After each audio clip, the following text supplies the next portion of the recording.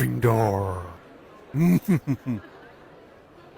Βλέπετε να χασκογελώ γιατί χαίρομαι πολύ που γνώρισα επιτέλους τη δημιουργό αυτών των υπέροχων παιχνιδιών. Πού βρισκόμαστε?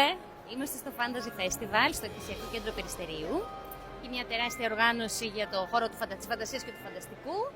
Και εδώ μπορείτε να βρείτε ό,τι έχει σχέση με gaming, με cosplay και γενικά με το χώρο της φαντασίας.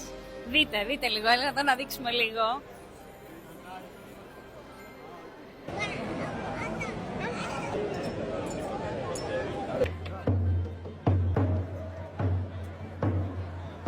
Εγώ ξέρετε ποιο θα πάρω, έτσι. Αυτό θέλω.